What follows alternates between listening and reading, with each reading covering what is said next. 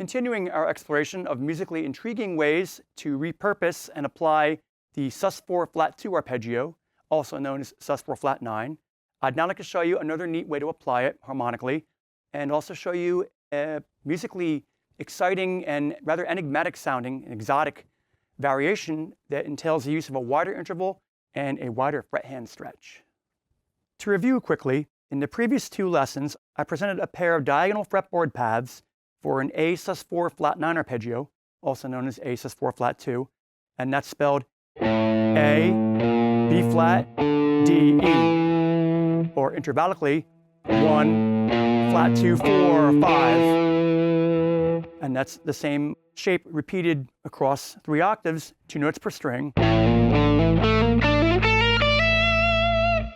And we did it up here too.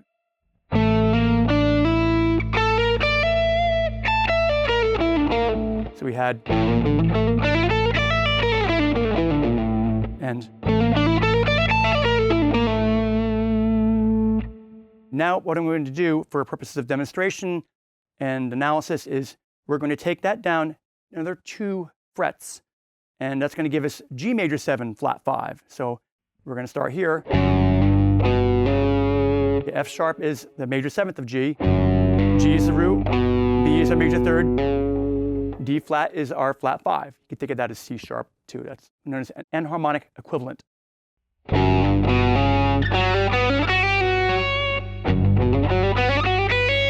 That's one pattern. The other, now we're starting at the 9th fret. So together.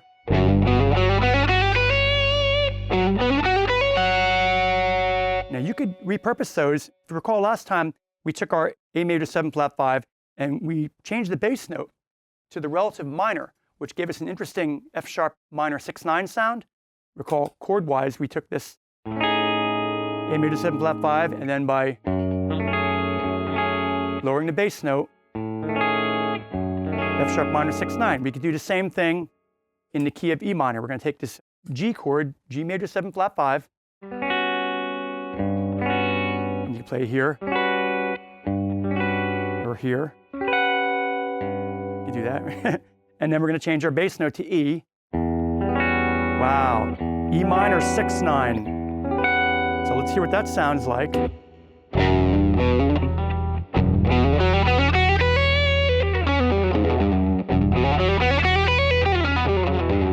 And up here.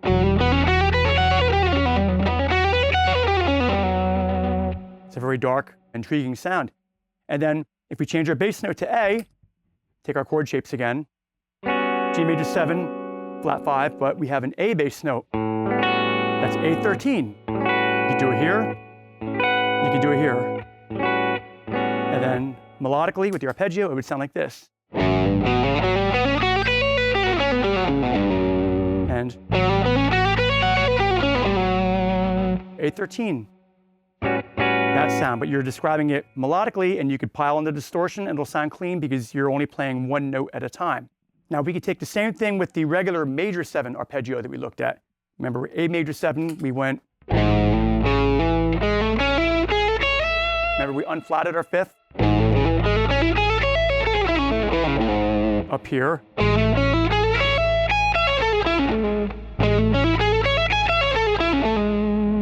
And the pinky gets brought into play. And then we take our bass note, we drop it down to F sharp minor, and we get the F sharp minor 9 sound. So chordally, A major 7, drop the bass note, F sharp minor 9. Same thing here. A major 7 over F sharp minor 9. Same thing here. A, and then F sharp minor 9. So we're going to drop that down now a whole step to G. And that's going to give us a G major 7 sound, which can also be E minor 9, and it can also be A13 sus 4.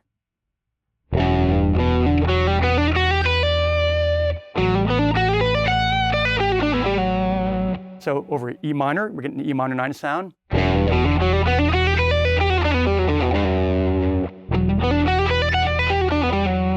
Over A, we're getting our A13 sus 4 sound.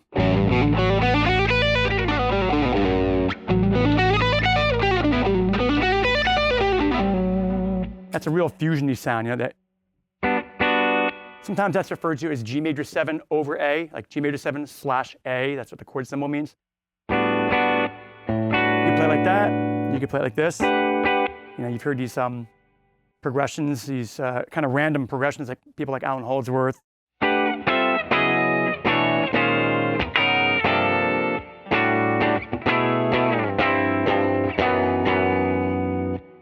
Not that I'm anything like Alan Holdsworth in terms of technique or talent, but I like to be inspired by players like that in their writing and playing. And so that's another option you have. Now, there are no rules here. One option you can do is, instead of restricting yourself to only playing 2 notes per string, you can add a 3rd note on, say, the top note of a pattern.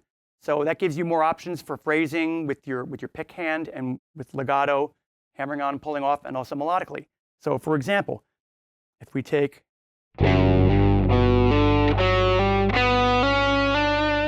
I took the G major 7 shape, which is also E minor 9, also a 13 sus4, 2 notes per string.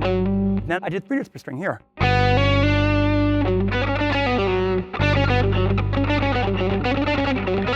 You get your little shred cells. You can try alternate picking it. And you get a nice, neat phrasing of 16th notes there.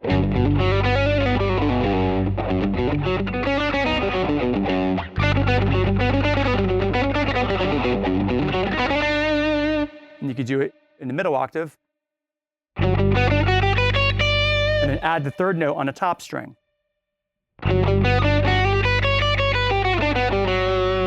So again, we have. And you could also just play the flat 5 in the lower octave like this.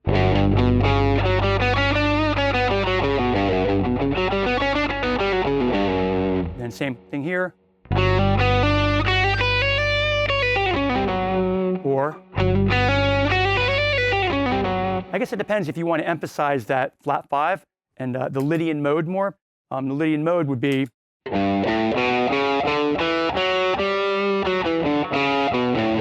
that characteristic note of the Lydian mode is the sharp 4. So you can emphasize it only in the higher octave or in both octaves. Then this is your extra note that you're adding, just to give you a nice little turnaround to come back down. And now over E minor 6/9, you're getting both the 7th and the 6th in there. So it's a more complex sound. It's like a minor 9, 6, 7.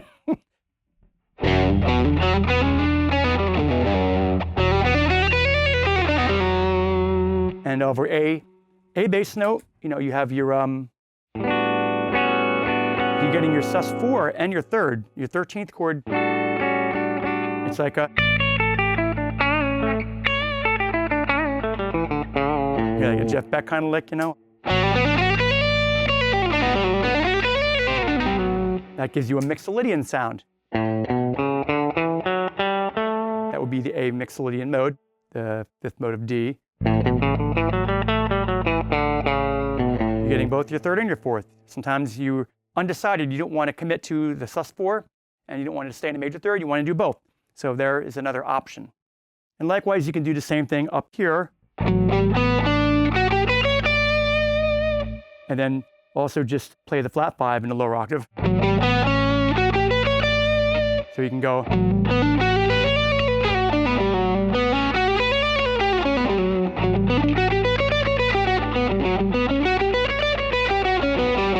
Whatever mood you're in, you want to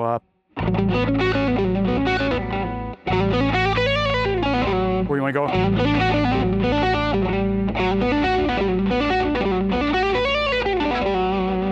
Try light touch, get that slinky fretboard traction with the left hand. Now that exotic, enigmatic sounding variation I spoke of earlier involves raising the 5th. If we're thinking in terms of G major 7, okay, we're going to raise the 5th D to D sharp in each octave. So those are our D notes. They become D sharp with the pinky, and that gives you this arpeggio.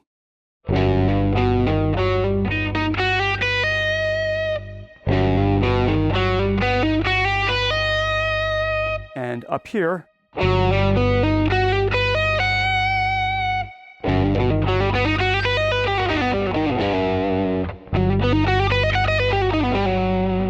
even just in isolation without any bass note or harmonic context reference, this sounds rather intriguing, doesn't it? You know, it's like, wow, you get, it's like an odd note that sticks out. And there is a 4-fret stretch. Yeah. So you got to have some dexterity, some limberness, you know. That's the shape.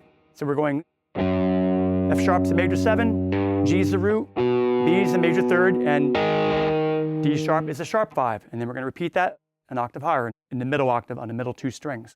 And then an octave higher on the top 2 strings.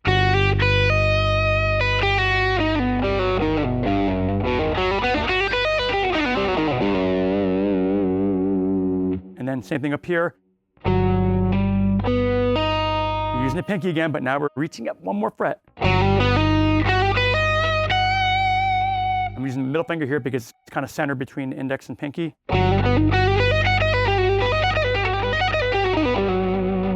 Crazy sound, huh?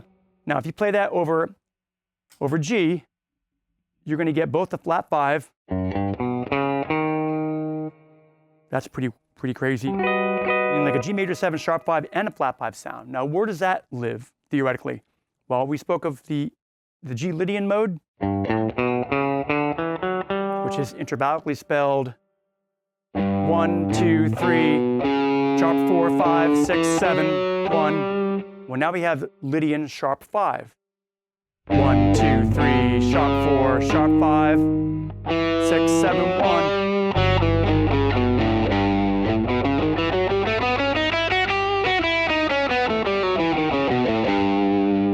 Very odd and fascinating sounding scale. What that is, that's the 3rd mode of the E melodic minor scale.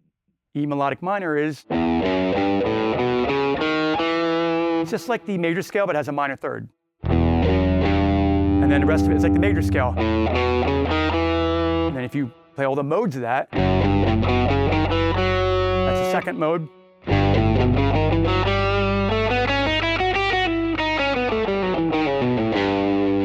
That's the Lydian sharp 5.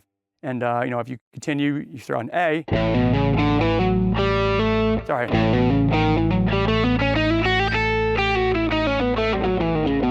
It's Lydian dominant, but I'll stop there because I'm getting sidetracked here with some other neat stuff, but which we'll cover at a later date. So.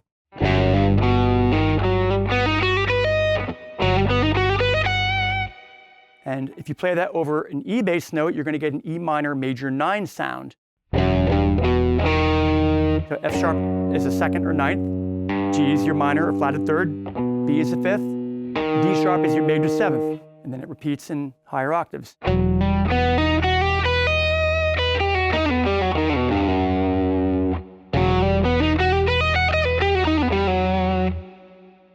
And if you play that over an A bass note, you're going to get an A13 sharp 11 sound. Wow, that's a complex, rich sound, huh?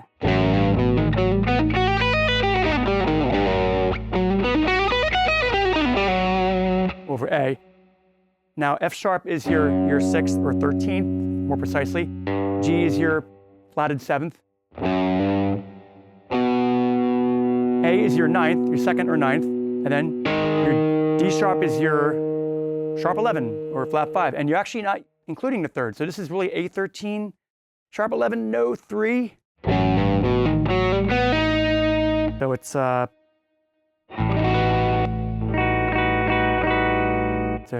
pretty sophisticated sound.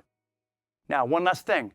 Like we did earlier, I showed you how you can just add a 3rd note on any given string, actually every 2nd string of the pair, to increase your phrasing options. Likewise, you can do the same thing. Before we looked at this, we took the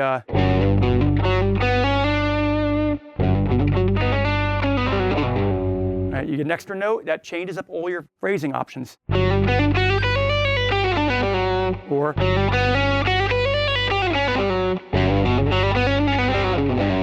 now we're going to swap out the D note, what would be the 5th of G, for D sharp, the sharp 5. So we're going to go.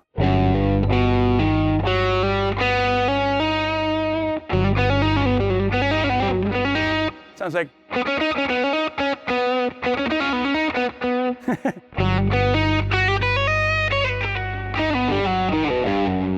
Has like a major and a minor quality to it.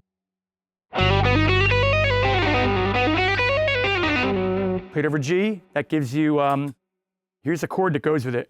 That's G major 7, flat 5, sharp 5. Or G major 7, flat 5, sharp 11. Yeah, G is your root, D flat is your flat 5, F sharp is your major 7, B is your third, and then D sharp is your sharp 5. So you're getting.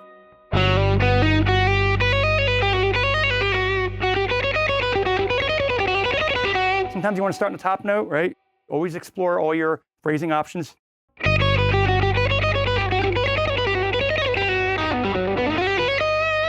Increase your picking percentage, pick every note or pick like 90% of the notes, whatever you want, and try to keep it clean, of course. And same thing, if you do this over A,